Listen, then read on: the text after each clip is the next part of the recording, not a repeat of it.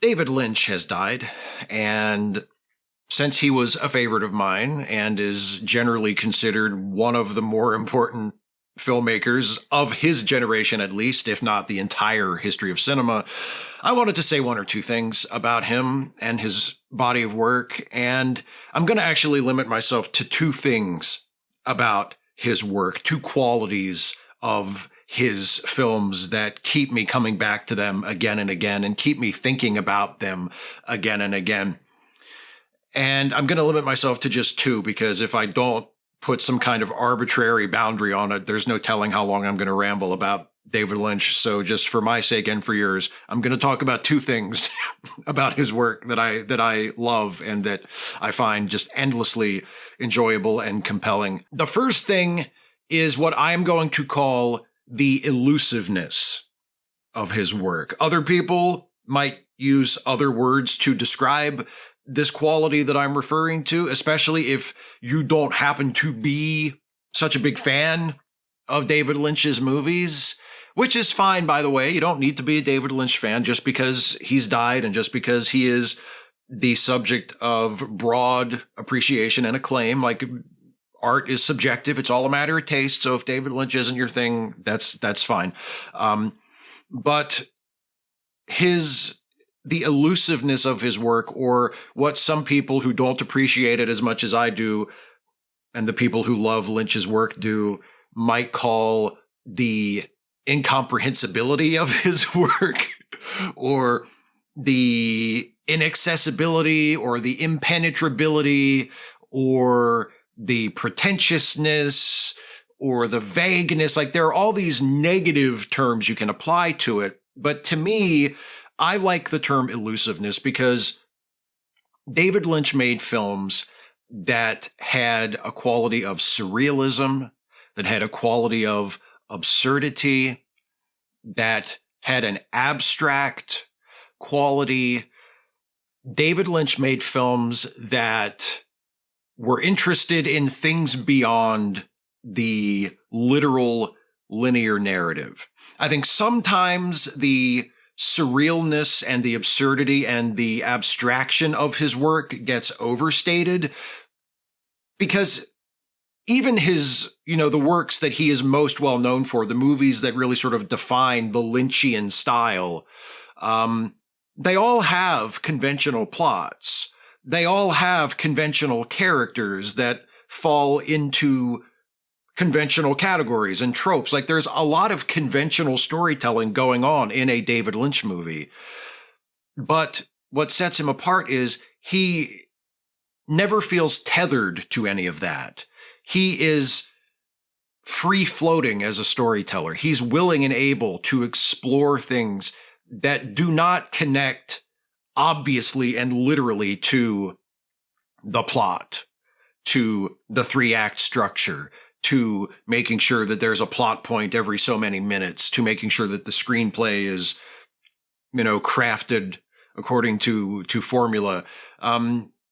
He knows all about that, and he's interested in that, and he does that kind of storytelling, but he does it with an eye and a style and a voice that renders everything very dreamlike and very uncertain, where the meaning of a given scene or a given story or a given work in total is not made obvious.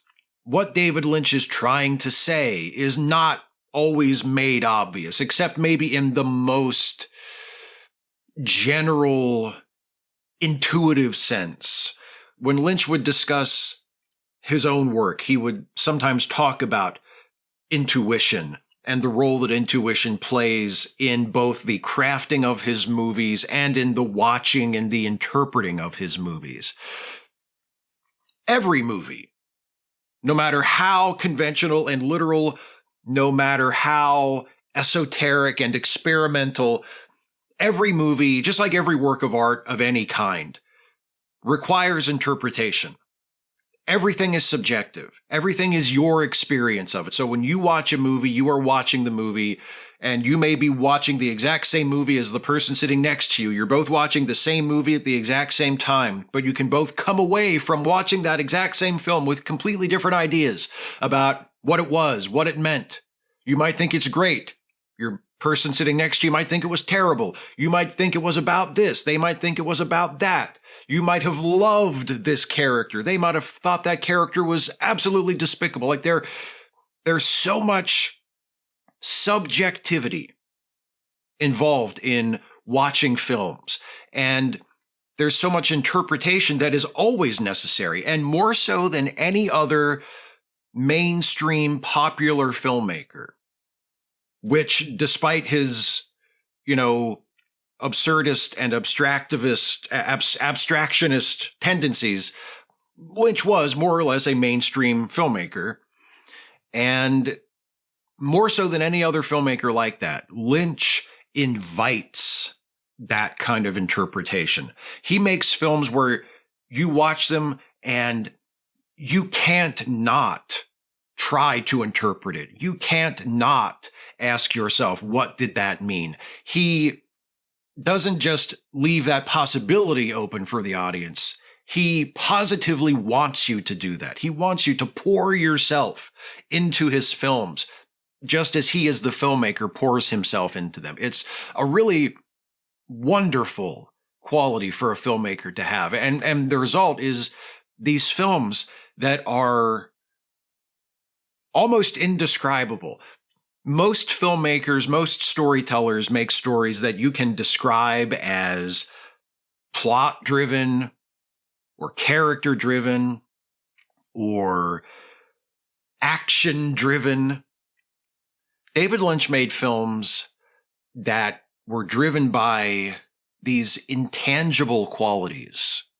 David Lynch made films that were mood-driven or theme-driven, that were driven by emotions that they evoked, sometimes in ways that you couldn't even put your finger on how they were evoking these emotions or what you were even feeling.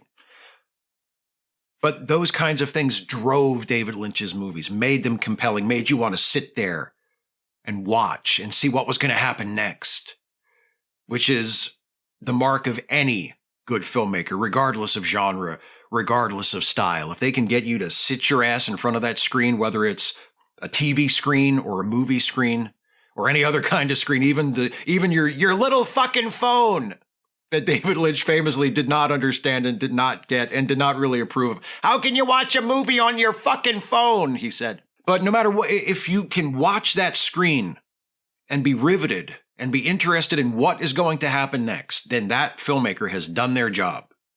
And David Lynch did it and went about it in a way that was different from most other filmmakers at his level and who occupied his space in culture. He was not a fringe filmmaker. He was not an art house filmmaker, at least not for most of his career. And yet he worked and he thought in methods that are more associated with avant-garde film and art house film. Again, he was not as surrealist or as experimental as he is often described as. There was a lot about his work that was very conventional, but he would still bring in these elements and create these works that have these qualities that are just so difficult to describe.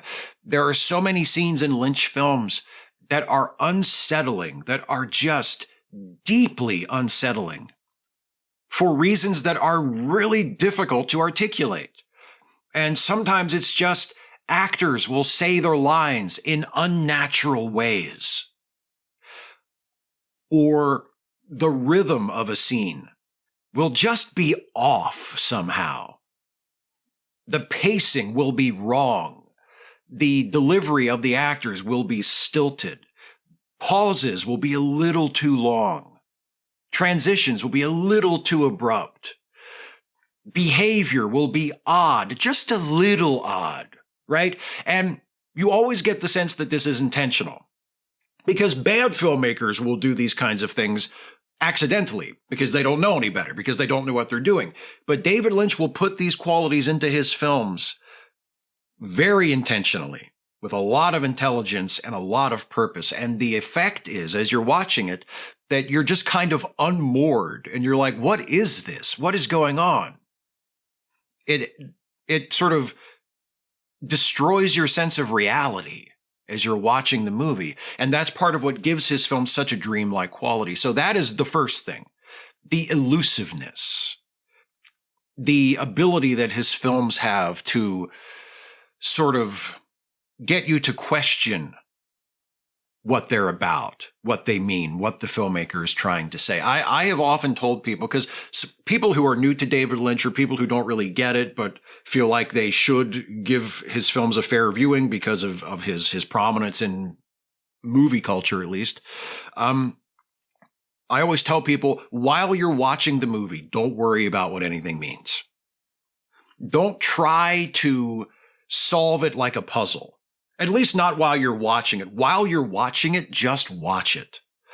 Just allow David Lynch and his collaborators, his actors, his musicians, his composers, his cinematographers, all of the incredibly talented artists who he worked with over the years to help realize his visions for these films. Just let them tell their stories to you. Just sit there and open your eyes and open your ears and open your mind and just let it wash over you. And then think about what it means to you and think about what it was trying to say afterwards. Experience it first. Just watch it. Just turn off your brain and just watch it. And then be critical afterwards. And being critical is important and thinking about it is important because you should do that with anything you watch. And also because Lynch himself really, really wanted you to do that. Like I said, he invited that with the work. Like, that's what it's there for. That's what the movies want you to do with them, is to engage with them, is to wrestle with them, is to project yourself into them. So that's important. But while you're watching it, just let the experience happen. I have found that is the best way to watch a David Lynch film. And it doesn't mean you have to like everything. It doesn't mean you have to accept everything. Be critical. But while you're watching it, be open to it and allow yourself to be taken on the ride. Allow yourself to dream the dream, right? The second thing, and this might be even more important to me than the elusiveness and all those things I just talked about.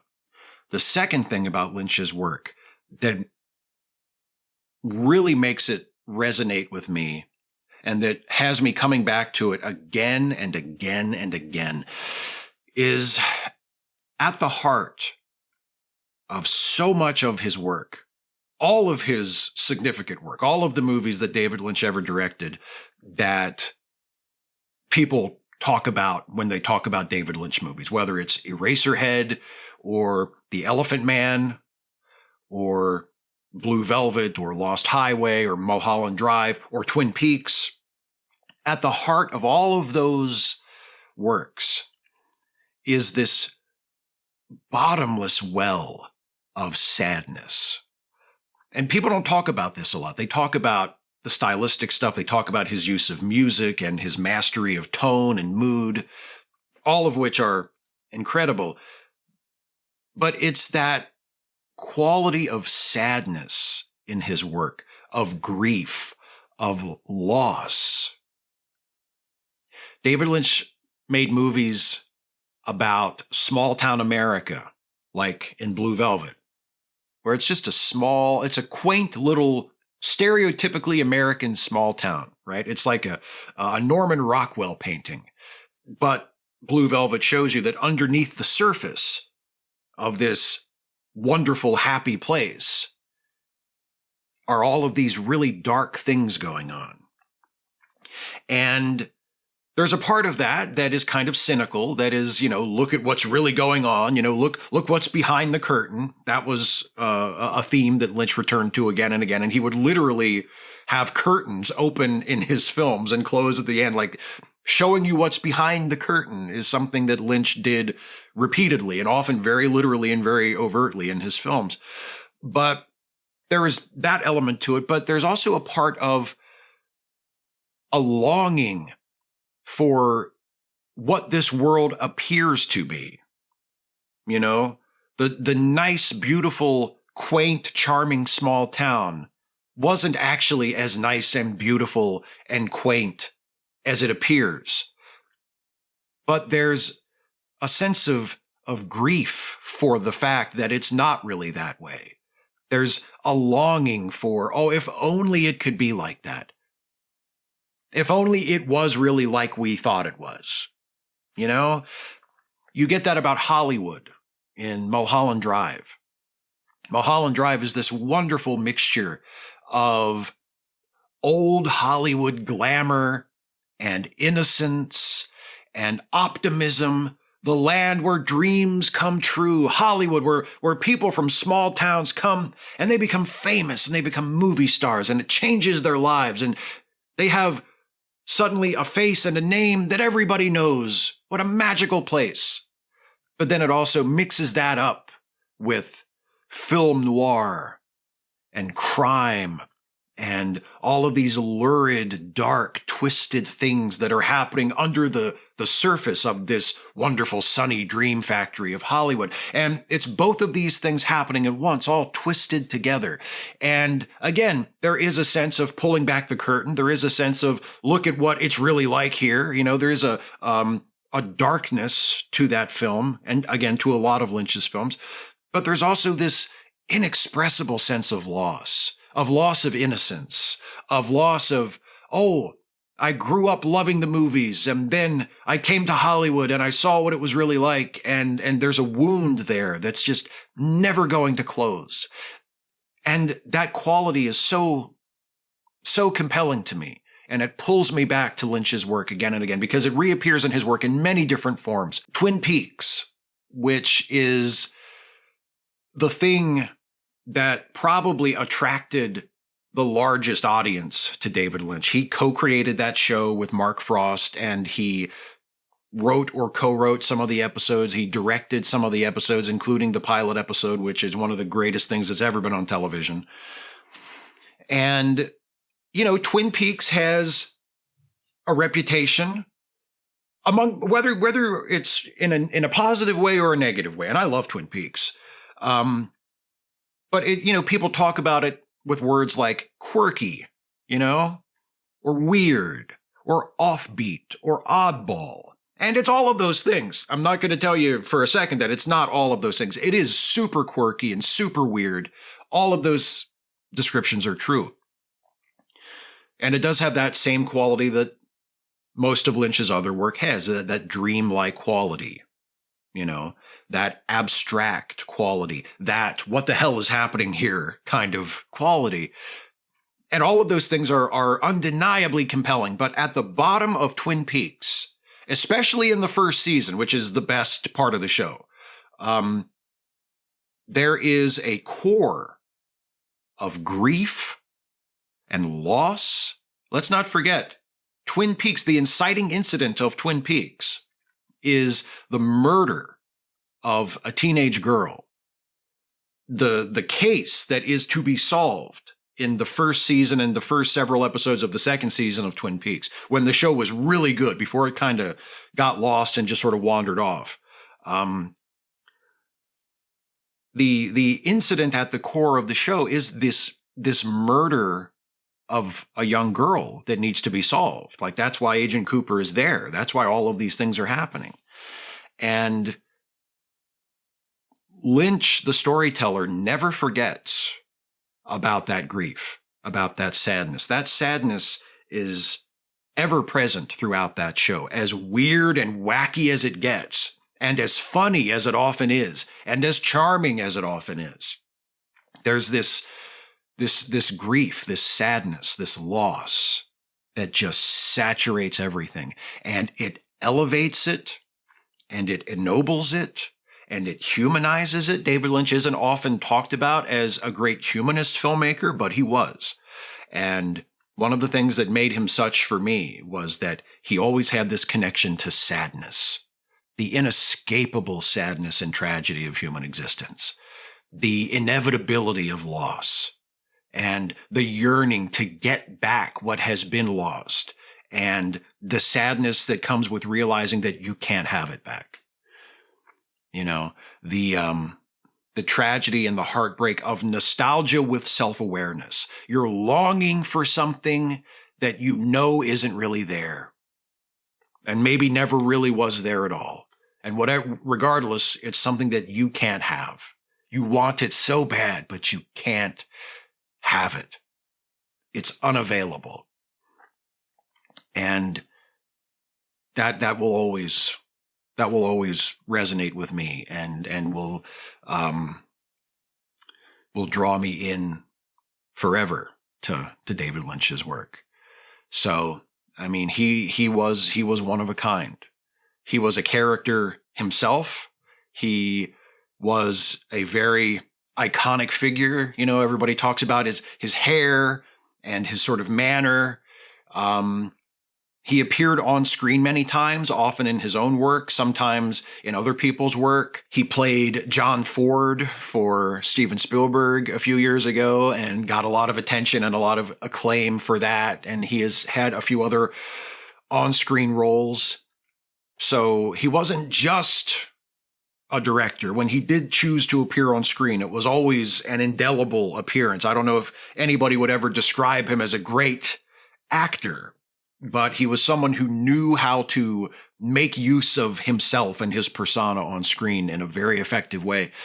But his bread and butter and his true legacy are the films that he directed.